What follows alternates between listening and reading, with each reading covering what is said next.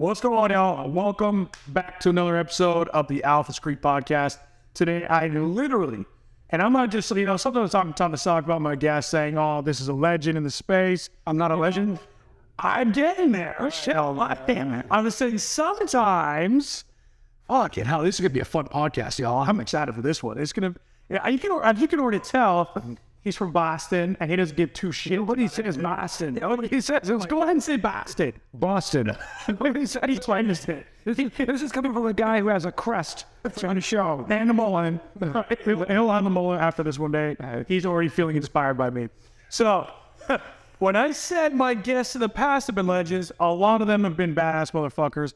But my guest today literally is actually a legend in the musical business space. Really needs no introduction, but yet you've probably heard his name, Clint Sparks. Thanks for coming on, brother. Thank you for having me. Thank you for not giving me an introduction, sort of. Do you deserve one? I think it's a proper thing when you host a show. You could think so. But isn't it funny if people say, who needs no introduction? Then why did you even start talking, bro? Just get right into the conversation. Oh, but you know, I didn't need an introduction. Then why do we even come up and have someone talk an intro with him, man? Because my podcast is to let you introduce yourself and tell your story. That's a lazy man. That's a guy that did no due diligence with making you talk about yourself. Talk about someone who has done no research. The first question, if he would have listened to our podcast, he will become a... Should it start airing yet? Is this a live show? Yeah, it's live. Oh, I'm hosting all of it. No, but I mean, are you already in existence, or is this a new show? This is our first episode, and we landed this guy, so scrub. Okay, maybe we can work on the crust. Yeah, maybe we'll work on the crust later. Hopefully, I can take some ideas from this guy one day. Anyways, listen, brother. Yes, you've done some big things, right? And as much as I hate to admit it, you're a big deal. Why would you hate to admit that? That's just at this point, it's just like I feel like we have a natural energy going of just which should be love, but yours was hate. Yeah, but your kind of love is the hate. That's the Boston hate. That's sarcasm. Nah, sarcasm is love. You're not sarcastic for people you don't give a shit about. That's right. Right. That's what I'm saying. So I obviously give a shit about you. And I give because it's about you. You just said it was hate, but I give two shits. You give one. It doesn't matter. It doesn't matter the amount of hates. You gave hate. No, I gave love. God, I didn't give two hate. You look like you're taking a shit the way you're sitting right now. You said, I'm going to make it to the paper. You literally took a shit. This fucking podcast. You're sitting is just constant shitting. No, like you're shitting like that. How do you sit when you have balls? Because they're too fucking big. I can't put them together. All right, you think with certain. Yeah, I got you on that. Okay, all right. Why don't we get into the real shit here? Fuck almighty. Tell us about your story, brother. How in the hell did you become who you are today? Oh, Jesus, that's a lengthy story. Yeah, it is. So you can leave, and I'll just talk to the kid, brother. I'll just sit back and get the views.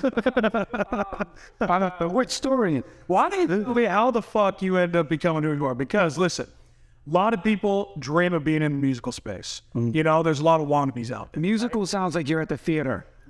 I'm not in theater. Okay. I am not in Cats or Rent. Yeah. I haven't. You're the Lion King. You're the man. You mean the music? Yes. Oh, I'm so sorry. I would never offend you with some Broadway bullshit, right? All right. Okay.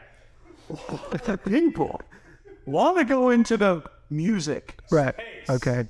And is that a wrestling move? I mean, we can turn it into one at this point. I'll give you coal. Fucking hell. Anyways, I've been wanting to get into the music space, but it takes a certain, I mean, we want to talk about the most saturated market in the world. Now, yeah. You consider, I mean, it's exploded, right? Mm-hmm. Unlike you with your wife. If you didn't catch that. I caught it. It just wasn't funny. That's a shit. I'm fine.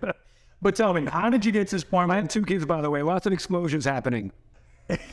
Right? Yeah, I get you. It just wasn't funny. No. You laughed, though. I did laugh. All right. Okay. But how'd you get in the music space? How'd you end up becoming Clint Sparks? My dad banged my mom, named me Clinton Sparks. That's question number 2. Question number 1 was how I got into the music industry was an admiration for doing music since I was a kid. And you actually do music? Yes, I do it, and I do it well. What do you do? All of it. What kind? Every position I do music. Nice. Yeah.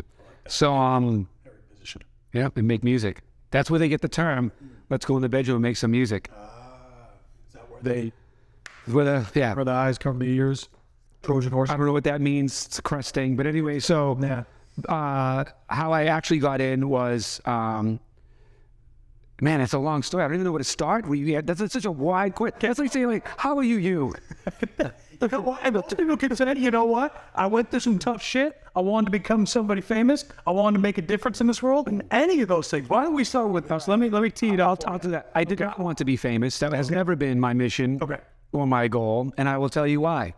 I've always wanted to be great at doing what I do, because famous doesn't make you great, but great can make you famous. So most people, especially to the saturated market you're talking about, are focused on the wrong thing, which is being famous. Whether you want to be a life coach or a gamer or a musician who may be in musicals, most people look to be famous. And that's their goal, because they feel like the fame makes them great. The fame makes them valuable. Now they're important because they're famous. But how many shitty famous people do you know? Tons. A lot, right? You don't really call great people shitty, otherwise they wouldn't be great. Right? So if you focus on being great, all the other stuff will be a byproduct of you being great. When I mean great, great at your skill, great at talking to people, great at communication, great at listening, great at following up, and just being overall great. And a lot of people feel that great is just by taking their God-given skill and just mastering that craft.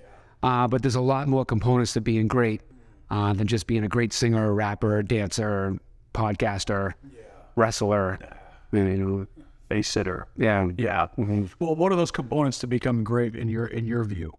Some of the aforementioned, which is listening, communicating well, following up, just giving a shit. Honestly, a lot of people give a shit about the wrong things, and it's usually like a selfish thing, going back to the fame. I think the nucleus of my success is I've always gave a shit about other people. I gave a shit about the quality of the product, whether it was me or somebody else. I gave a shit about other people looking good. I gave a shit about other people being happy. Most people's primary focus is themselves.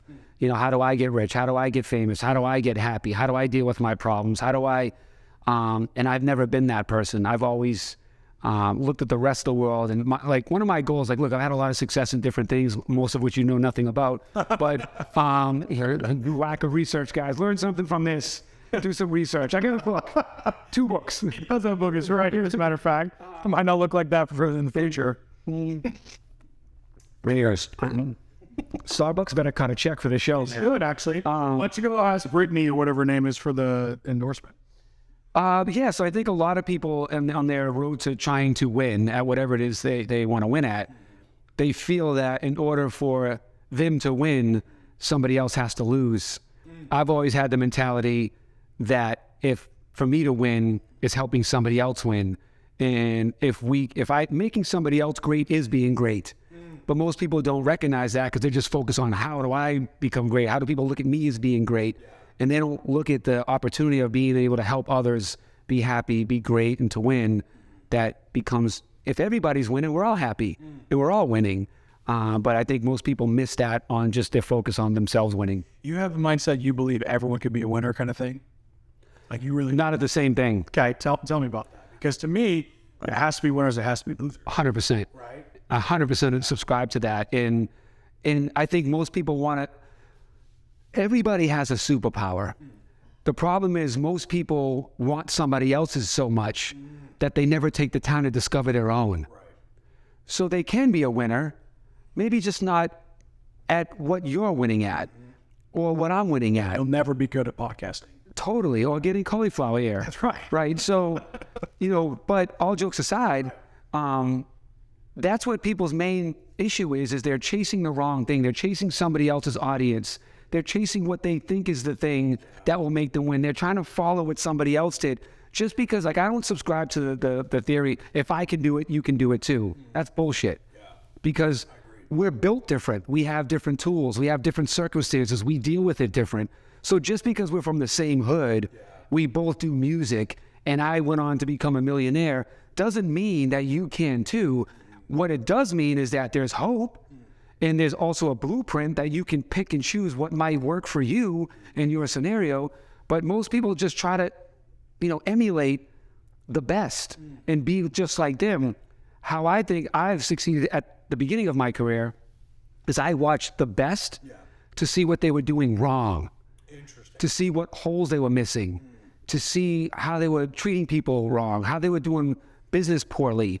And that's where I jumped in, because there's an open space there. He's the biggest DJ in the world, but he's not doing that, so I'll do it. So to give an example, like Funkmaster Flex will always be like the DJ. And when I was growing up, he was the man. Everybody wanted to sound and be just like Funkmaster Flex. They wanted to be just as cool as the artist that they were interviewing. They wanted to, Funkmaster Flex, brand new. And then they would even rip off his bomb and drop the bomb. Are you familiar with Funk Flex? No. Okay, so he's the top hip hop DJ. Like, awesome. Country. Right. So he's, imagine Craig West. Yeah. Right. So Craig Master West, Kyle, if you will. Sure. Patch West. Right? Yes. Okay. All right. Anyways, so, and I realized that. So I was like, well, if I'm going to be different, I have to just not do anything that he does. So I intentionally, when I was starting as a DJ, found what my niche would be to stand me out and be different than what everybody else was chasing, because they were all chasing Funkmaster Flex's position, which will never take his position, and you'll always be a carbon copy of him. And if you look in the history, the greats, all of the greats have never been a second version of somebody else, from Oprah to Walt Disney to Tom Brady to you name it. They broke the mold, because they didn't care that no one understood what they were talking about or didn't believe their way was the right way, because their goal was to be great. And you're not the great that I want to be, therefore you don't think the great way that I think. So why would I listen to your not as great way of getting to where I want to go? Or why would I supersede my own opinion of what my journey is to great because you have one? That might work for you, but it doesn't work for me.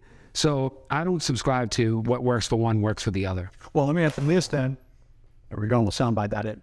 Let me ask you this though, because if you're looking at big name people who have been there, done that, most would teach, and I actually really love that you're talking about this, because most would teach Eddie would do what they do, right? Do what they do, kind of like basically Burger King copies McDonald's. I mean, Burger King basically just copies McDonald's, even down to location, selection, right? But because of that, Burger King can never eclipse or be McDonald's, right? But what you're saying is they say emulate the good things, and they just emulate these big names. But for what you're saying is to really stand out, be so unique, and to be different. I'm curious if you've had this before, as you're analyzing big names or people who've done things, and now you're criticizing them. A lot of people look and say, who are you to criticize him? Right? Especially because you're here, he's here, right? They'd be like, oh, are you to criticize him? Or you think you're better than him kind of thing? And they immediately label you with an ego, as if that's wrong for you to have this mentality that you could be better than them, or that you could do it better than them, right? Have you experienced that? Yes, and ironically that you bring that up, because it's something that happens frequently in my life. Right. So the reason I'm so confident in my way of thinking, or the formula that I have learned to master, which is not my formula, it's the formula, right?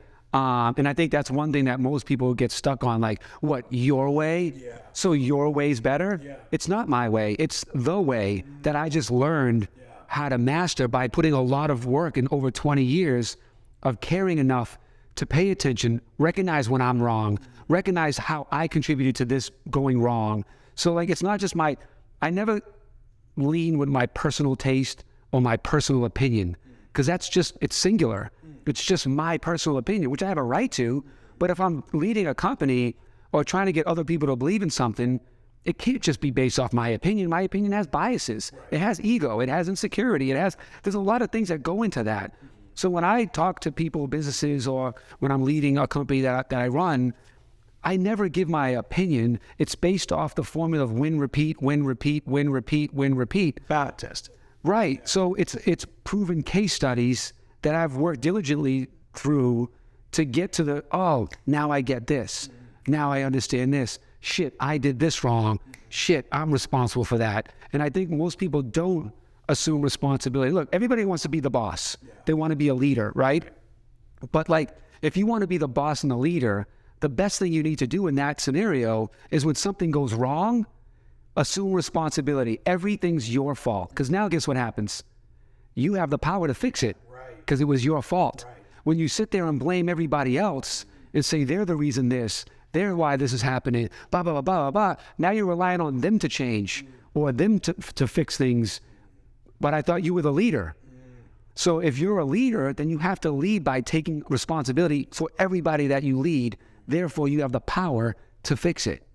So I have had people that mistake my confidence with being conceited. Yeah. Right? But I think conceited is based off of your own personal opinion and taste and bias of yourself and what you think your taste, the level your taste holds.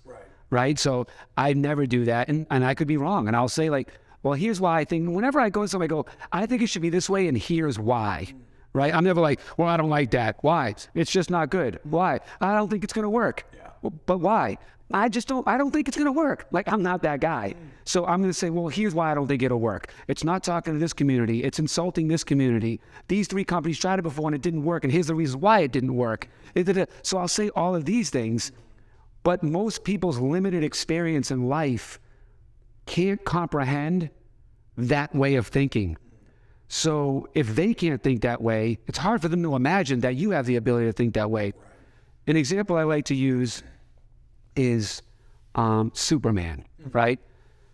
You agree Superman is super, right? We all agree Superman's super here in the room. We all know he can fly. He's got super strength, X-ray vision, right? So we all agree. All jokes aside, we agree Superman is super, right? And we'll all say that's Superman. The minute Superman stands on a podium and says, I'm super, now he's an asshole. He went from being Superman to all of us saying, what a dick. He thinks he's so much more super than us. Because we find fault in people recognizing their own superpowers. Because, look, we live in a world now where most people are full of shit, right? And they're selling us a fake bill of goods.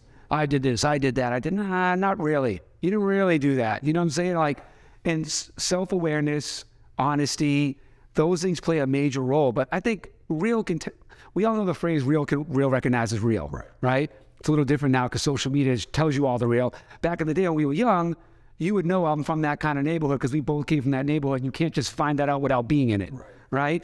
I think the world now is assuming other people's roles. So you'll watch somebody, I'm just going to make up a name. So John will watch Jill, talk about all the money she makes online from Amazon or doing things, right? So now he assumes that role. Or somebody else has a story like, yeah, it was troubling times when I was a kid and it was really rough and blah, blah, blah. And you never really thought that about your life.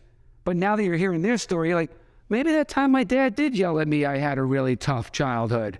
So now all of a sudden your childhood's tough because you're seeing, so you assume that role in the world now makes us feel like, first of all, you got to be a billionaire by 19. It fills everybody with anxiety and angst and stress, and everyone's fucking depressed because they're not superstars overnight, or they don't get the streams, the plays, the comments, the likes, and everything that makes them, in their mind, qualify them as being valuable or important to the world. So when you can eliminate the need for outside validity, right? Or comparing yourself to other people, which, by the way, probably bought their likes, probably bought their comments, whatever they did. If you ever find yourself saying, how the fuck is this person so popular? I never heard of the one. But I take a guess. Why do you think? You know what I mean? So, and that's the world we live in, is everybody's doing the same pump fake. I mean, look how much I got. Look how much I'm doing. Look how great I am.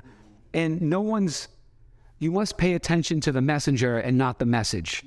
Everybody can spit a good game or regurgitate something they heard elsewhere. I mean, look, there was a time, my man in the back over there, he knows what I'm about to say. Whenever you quoted somebody, you gave them credit. Put a line, then you put their name after that quote. Nobody fucking does that now. Why? Because they want you to think they came up with that smart shit. And most people are too stupid to realize it came from somewhere else. So they stumble in to I'm just using as an example. You're brilliant.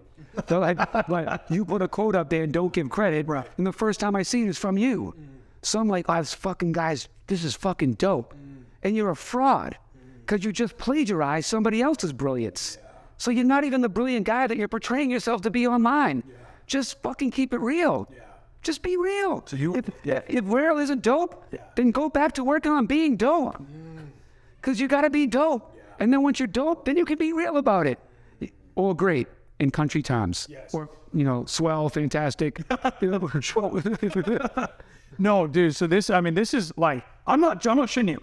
I love this because I've literally sat in events from here, listen to big names who talk about fake it till you make it. I have a feeling you are the antichrist to fake it till you make it, basically. I'm pretty much almost anti everybody. Yeah. Besides, I love Gary Vee. Yeah. I think he's a real motherfucker. Oh, it's hard to argue with what he's done. Again, what we're talking about, he's done shit. Yeah. So like, but there's way more non-Gary. There's only one Gary Vee, but like, there's 99% of these other people that just look at this as like a new career choice. Like, look, people are out there like, do you want to learn how to coach online? Coach what? I'm still fucked up. Yeah. So someone's gonna go get a job being a coach when they're a fucking donkey? You know what I'm saying? Like, it doesn't make any sense. Yeah. The new gig is like people still trying to find themselves while it's building a course or teaching you how to find yourself. And it's like, what? Like, what? Where's your receipts? What have you been doing all your life? Yes. Like, why would I listen to you? But the world, again, you got to listen to the messenger and not the message. And it's your job to not get screwed or scammed. And if you do, it's your fault. There's enough information out there to find out who is this guy. This guy didn't even exist until 3 years ago on the internet. What has he done before? You can go do research. There's public records. You can Wikipedia people. You can't lie on Wikipedia. And even if you do, you can fact check it. Right. So people are lazy. So that's very true. Let me ask you this. I think I already know the answer. Where did this confidence come from? I'm serious because like I'm listening to you talk, right? And I'm listening to you like, you say you analyze other people and say, I'm going to do this different. I'm going to do this different, right? And it takes a lot to accomplish these things, to do great things, right? It takes courage, takes confidence.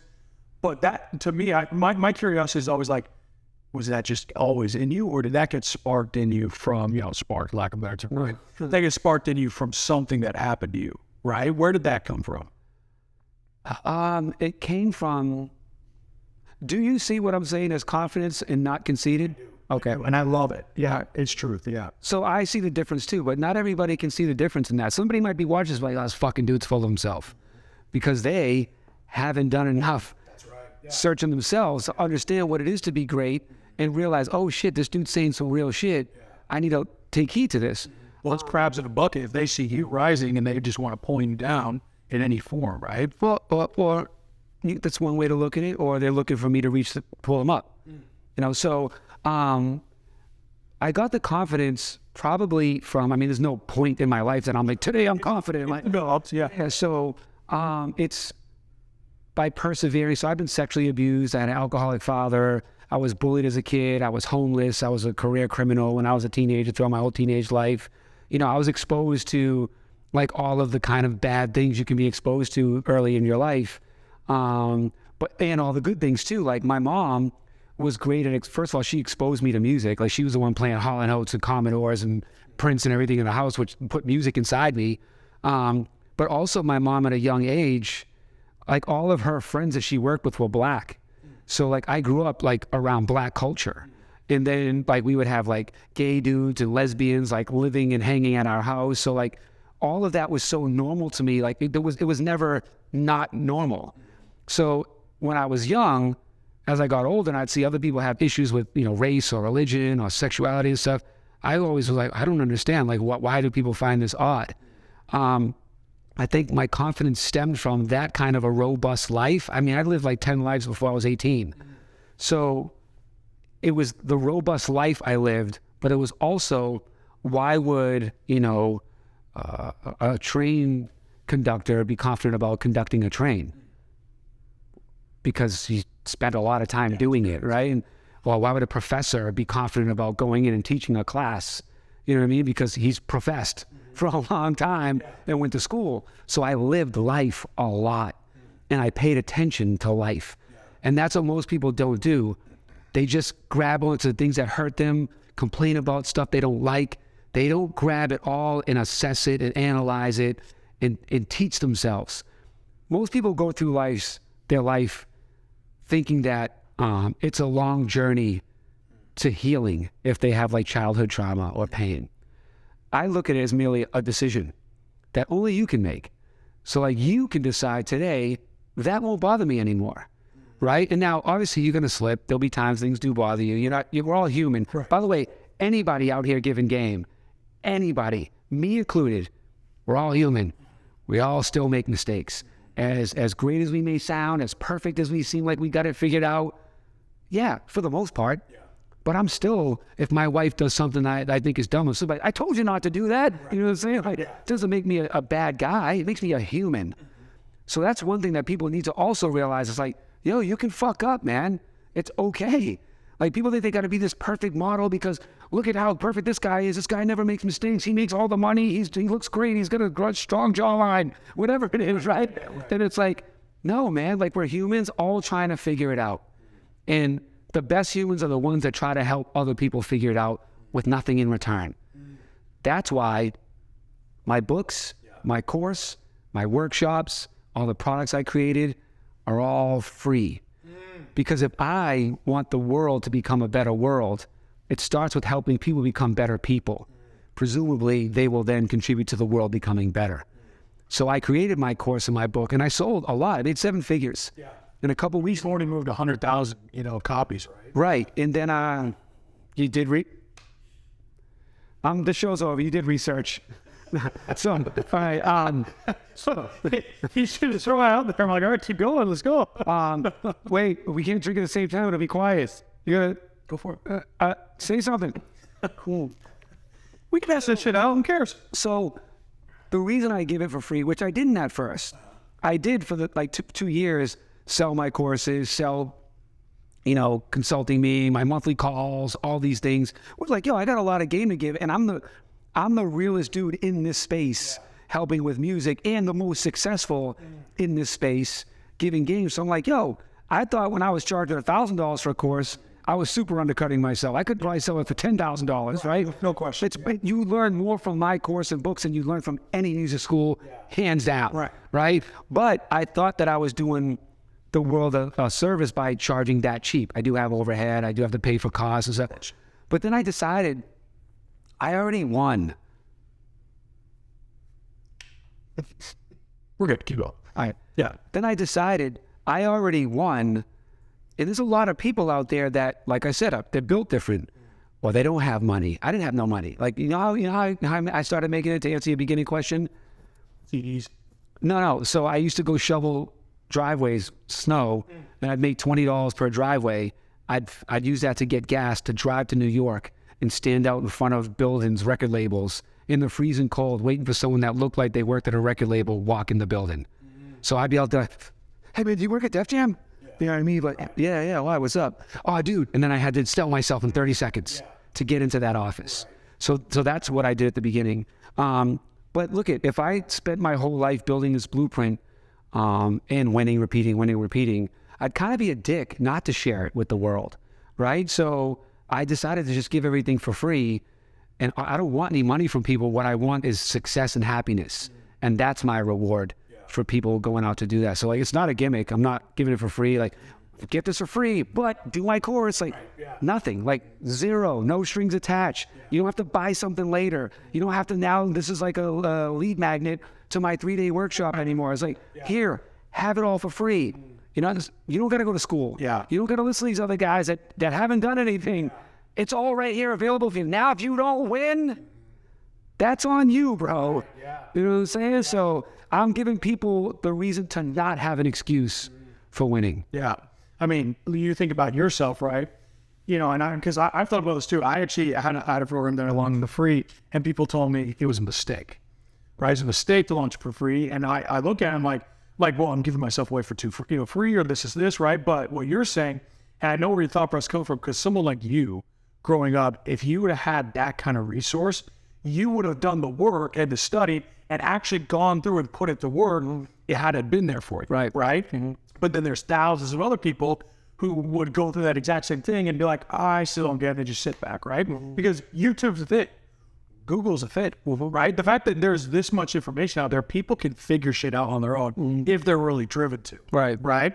So no, I love that you're talking about that because I'm correct me if I'm wrong. You're putting yourself in the perspective of had I had this and I had the drive that I had when I first started, I would be 10 steps ahead.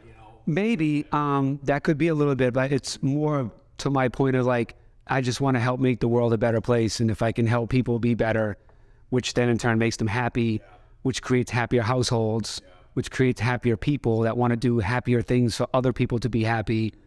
That's really the big goal. Dude, it's funny because, I mean, you asked me, what the hell does that logo mean, right? Like, as a kid, I was bowling like crazy, right? Right. So you were bowling? Bullied. Oh, I thought you were bowling. I used to bowl like a police bowler, man. That's a bowling ball. No, I was bowling like crazy. My nickname was the Fat Bull, right? I don't want to waste too much time on that and all that shit, but the thing that changed my life was my father looking me dead straight in the eye and say, you either be great or you'll be nothing. And he later taught me, it's funny he brought up Superman because he said, you're going to have to be Superman. No one else is coming to save you, And from that moment on in my life, literally the word greatness has taken a new definition, new meaning of what I want to accomplish because in his eyes, not only is greatness, the ability to stand for what you believe in on your own or stand for yourself, but also to not be the one who was, because in the story of what happened is all these kids were just watching. I was getting the shit kicked out of me. I just watched. It's scarred in my brain. All these kids are just watched. And every time I see a video of some poor kid or, something happening on the street, someone get beat up, I just look at all the people around watching, just being a bystander. Damn. And to me, that's nothing. Right. And, silence in the presence of evil is evil itself. Right? So my definition of greatness is to have attained and achieved massive, incredible things and to use it for a good cause. Because here's the thing. Hitler, if you see a picture of Hitler, he had massive influence, right? Massive, speaking to millions of people, right? Everyone, he had massive influence. Martin Luther King Jr. was speaking in front of thousands of people, had massive influence.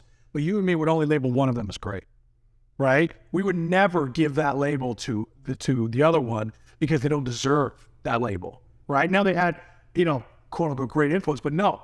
Greatness to me is when they use that amount of good and that amount of greatness, for lack of a better term, for a cause to change the world in a positive way. That's my definition of greatness, right? And so I'm listening to you. You've accomplished a lot of amazing things. You've become a household name, right? Especially in the musical business. Music. No, I like musical. All right. Well, Just in the music business. let me get my tights. Yeah, that's right. Yeah, bring it back out the cats. But you've accomplished incredible things. There's every reason for you to chill, right? I mean, you could legitimately relax, go, just live your life. You've done the things, you've made the money, whatever it is, and just relax and say, fuck everybody else. But right now you're putting in the time to put together a book, course, program, putting out all these things to help people, right? That comes from somewhere. That doesn't just, and on the sad part is that not everyone's willing to do that. Not everyone gives a shit about that. That comes from nobody being there to help me. Wow, I weirdly just got emotional in my nose, like right here. So no one was there to help you. Yeah, from my abuser coming into my bedroom at night to, being bullied walking down the street to even helping, how do you treat a girl? How do you do your homework? How do you, how am I supposed to be a man? You know what I mean? So, my role model for being a man was the guy that would molest me. So I didn't, I looked at Sylvester Stallone as my father when I was a kid. So I used to watch him, and he was the personification of a man to me, like keeping people honest, doing the right thing, caring about your family. So I modeled myself as a man based off of his characters that did that thing, Right. Yeah. which to me is a big component of what made me the man I am today. Caring father, love my wife, I treat other people well, but it's the reason why I'm so passionate about my company, Exet, which is, the world's fastest growing, diverse and inclusive lifestyle gaming brand, because I've watched rappers come and go, athletes, influencers, and one of the biggest things I've noticed in my whole 20-year plus career is no one gives a shit. They just want you to get on the stage and dance, make me money. When you can't dance no more, beat it. And then more often than not, someone's coming out of the hood. So they don't have like good guidance or a father or even a team around them to protect them and teach them the right things to do or prepare for. And I never had that.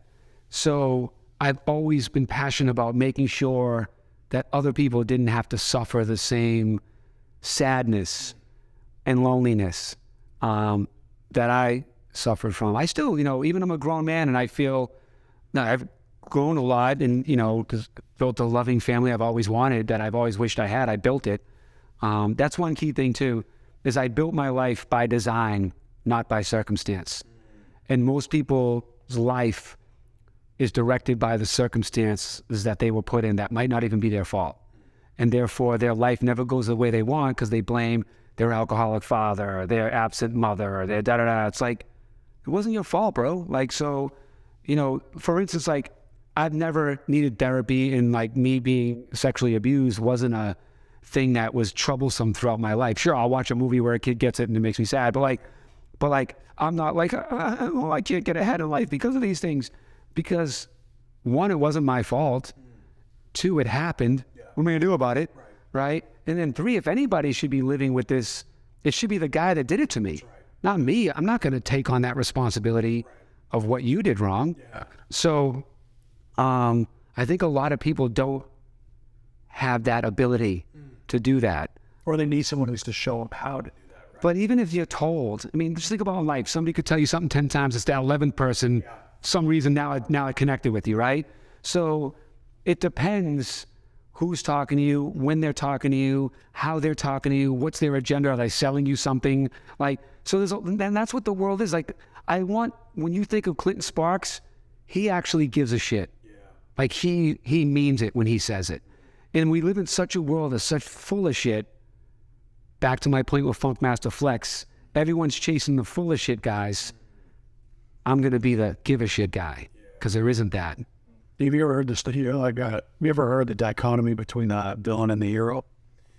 The villain and the hero have the exact same story. Every villain had the exact same story. The villain, and just for anyone who's listening, the villain is always raised with some dark happening in their life. They have a scar, orphaned or bullied and something like that. Right. And that, but then the hero is the exact same story. Bullied, something tragic, parents died, something like that. Right. The only difference between the two is you could trace this to any story. The only difference between the two is the villain looks at their situation. And unfortunately, this is most people who go through something like what you talk about say, the world hurt me, so I'm going to hurt it back. Right. And the hero says, the world hurt me, and I'm going to make sure that never happens to anybody else. Right. And I'm listening to you, and that's it. Did you just call me a hero? Yes, I did. No, I did. No, seriously, I did. That's what this podcast is about. That's what that represents to me is greatness. That is greatness, is what you've accomplished. That means greatness. This means greatness. That looks like an A. It's a G. You should look at the whole fucking thing and widen your eyes, right? But it means greatness, and it stands for something as protect the weak and gather the strong. Someone who's willing to become someone great who can actually make a difference. Well, technically, you having a podcast and look, everyone has podcasts, right? It's like everyone's a rapper, right? But like the good in like you doing something like having me and other people on here is you're doing the same thing. Like you're showing people the way by having other people on here that have stories they can connect and relate to. And look, one of the biggest reasons why do children not listen to their parents? Why do you think? They don't respect them, maybe. They don't relate or connect, right? So when a father comes and says, you shouldn't do that because of this, the average kid's like, it's a fucking different time when you were a kid. You don't know what I'm going through. Right. You don't understand, right? So it's like that. I'm just using that as an example, but framing it for the whole world. If you want to connect with somebody and you want them to listen to you, you have to first make them understand that you relate to them, right? So you first have to say things and talk to them in a way that they're like, he knows how I think. My son, he's 18 when he was growing up. We've been best friends, Jack, since he was born.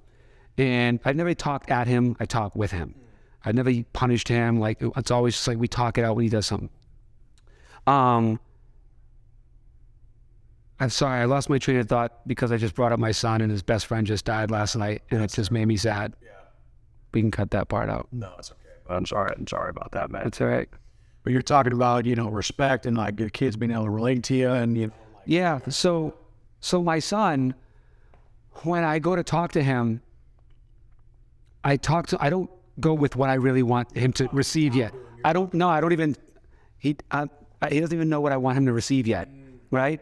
I'm talking to him in a way that puts his guard down, makes him feel conversational, and then he'll say something like, man, it's like you're in my head. It's like you know exactly what I'm thinking. Then you strike. Because now they know, you know how they think, what they need to feel, and what's going on in them. And parents don't even do that. Right. They don't frame it, well, because most parents aren't cool, right? So it's like, but they don't sit there and talk in a way that's like, well, let me talk with you for a few minutes. One, show you that I care to listen to you. Two, talk with you like you're my equal and you deserve respect. And then three, with love and giving a shit. We move so fast, right? Everything's fast. I got to pay the bills. I got to do this. I got to get here. I got to get there. They're like, people don't stop and think about what other people need to feel. They just care about their own feelings. I feel stressed. I feel rushed. I feel this. It's why kids get neglected. It's why wives end up going and cheating because their husband's too busy working and is like, I need some love. I'm fucking asking you for love. What the fuck? Right? So, and then people ask these questions. How could you ever do that to me? Well, if you're a real leader, you look at yourself and say, what did I do that caused this problem? I wasn't there for my wife. I didn't listen when she told me. I didn't heed the warnings.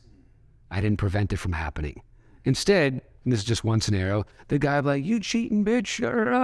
And it's like, bro, what is she supposed to just be home alone all the time now? Like not have no love or compassion or romance or no one to care? Everybody wants to be hugged. Everybody wants to be listened to. Everybody wants to be heard, right? And it starts in your house. And people don't even do it in their own homes. So how are they going to do it to the world? They just want to be heard. I don't know what the time is, but I'll say this one last thing. Is that you can't get mad when people don't listen when you talk. You must master the art of learning when to talk when people are listening. Did you get that? I got you. Because most people are like, you ain't even fucking listen to me. Yeah. Well, you should have talked when it was the right time for me to listen. And that's an art you need to master. They don't need to change to sculpt up to what you need. If you're a leader, then you'll help them figure it out what they need to do. But a leader can't. Look, if you're a king of a kingdom and you take care of the kingdom, you give them food, and let them drink from the chalice, and you have a good time entertainment. Right. What are they going to do when the enemy comes? All fight for you. When you're a king that wants to be the top, and I'm number one, fuck you guys, I'm eating well, and by the way, watch me eat well. Yeah. What are they waiting to do? Can't wait. Overthrow you. That's right.